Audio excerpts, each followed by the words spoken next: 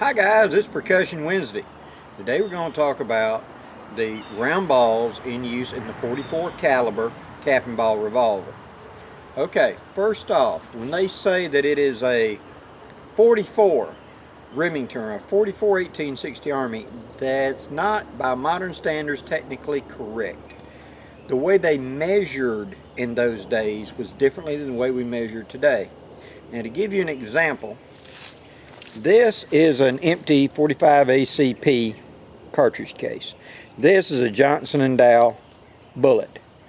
You notice that it's actually the same diameter or just a grunt bigger. That's because back in those days, what they called a 44, today we would call a 45. Because most of the chamber sizes were 449. And so the ball would be 451 for a couple of thousandths press, so that when it would be pushed into the cylinder, it would shave off and form that. So they called it a 44-9. They called it a 44. We would call it, because of cartridge firearms, a 45. Okay?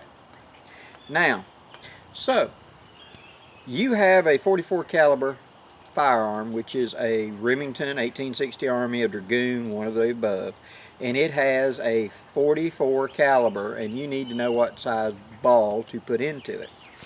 There are three basic types, and we're going to zoom in a little bit. We're going to talk about that. Okay, first is the 4.51 round ball, and there's the 4.54 round ball, and then there's the 4.57 round ball. The difference is a slightly bigger in diameter, just a few thousandths bigger each time. Now a average, okay, the average cap and ball revolver being produced is going to have the 448, 449 chamber, so that whenever I go to use it, a 451 will be correct or can function in it. If it does not, it has a slightly larger size, then the 454 will work. And the 457 that you see advertised was originally brought out to be used in the Ruger Old Army and some of the Dragoons that had wore out bores, so they needed a little bit bigger ball. Now, how do you know? Well, first start with the 451 unless the manufacturer tells you the size to use.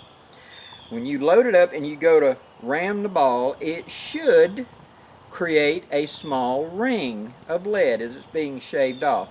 How wide that ring is will tell you whether or not, if we're talking about something comes up that looks like it's just thick sewing thread, the ball is very close in diameter to the bore. If it's thicker, like say the thickness of a tip of a toothpick or something like that, that means like in a 454 it's shaving off even more lead. It'd be hard to load. If I try to load the 457 into that, I'm going to have to bear down really hard. It's going to shave a big hunk of lead off, because whatever the diameter of the mouth of the cylinder is right here, whatever that opening is what this rammer is going to make the bullet be. So it doesn't matter what ball you put in it, it's going to end up being the same size when it comes out. But it can have an influence. Why would I want to put the bigger one in? Well, here's why. Whenever I ram that into my cylinder, what I have done is compressed it down, and I personally on mine, I bevel the mouths just a little bit so it swages a little bit more than shaves it off. Okay? I'm trying to put a little bit more surface tension by squeezing that lead, because under pressure lead will actually flex, think like a marshmallow.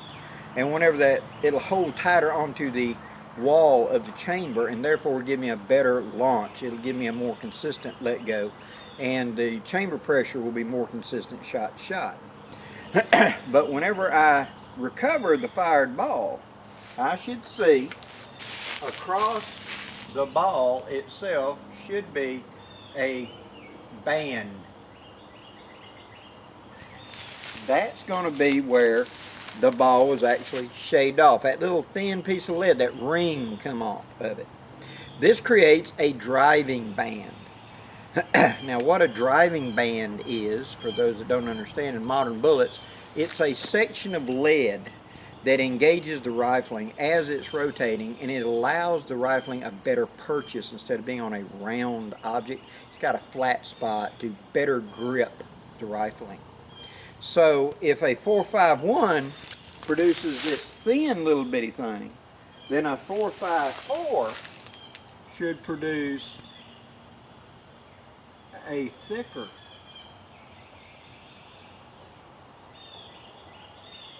band like that. So my driving band gets thicker. And if I shoehorn that 4.57 in there,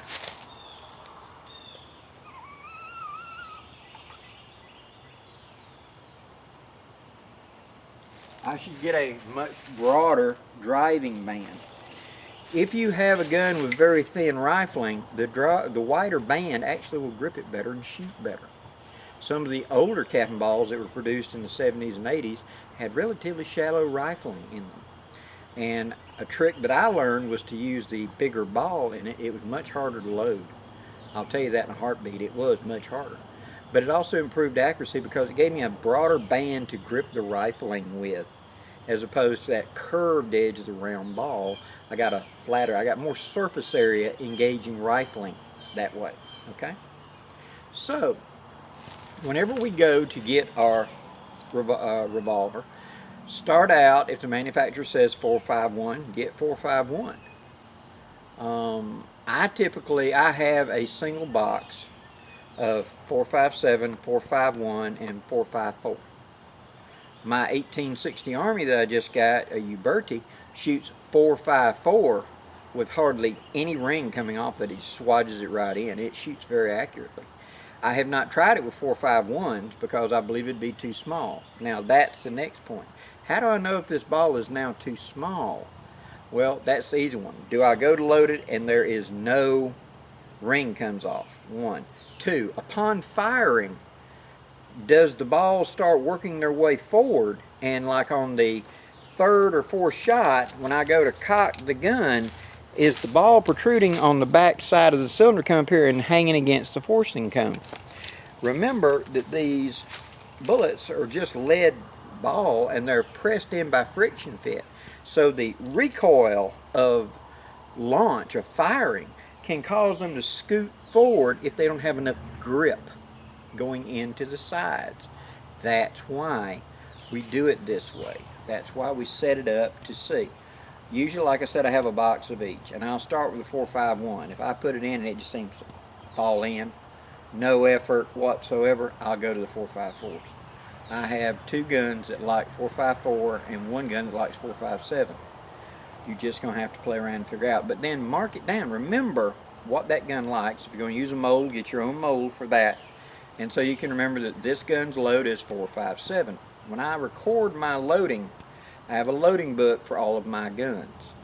And that gun will have the name, make, model, any nickname I have for that gun, the serial number in case of something being stolen, and then the load will be listed, and I will list that it's either a cast or a spear, or a Hornady or whatever bullet that I'm using, what kind of bullet, what was the weight of the bullet, and what was the powder charge, black powder, Pirate X, what, and what kind of cap.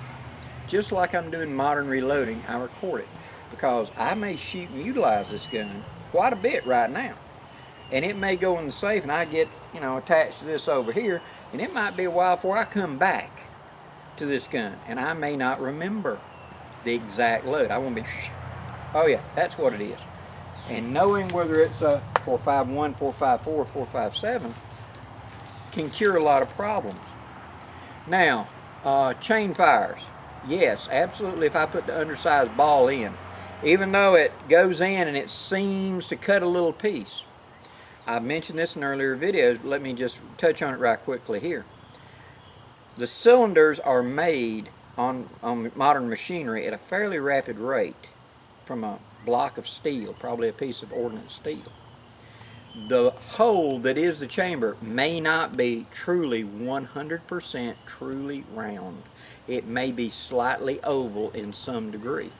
And because of that, when I wedge that bullet in there, it may have actually a little bit of gap on one side. You can't see by the naked eye. But a demonstration I talked about doing, if you want to find out, was I remove, and this is unloaded, guys, I remove the nipple, and then I take a ball and seat it into the chamber like normal. And then I take and put a very, very bright light shining into this hole, just in this one, a pin light. And then in a dark room, I look at the face of the cylinder. If I can see any kind of light around that ball, I know it's not 100% seal.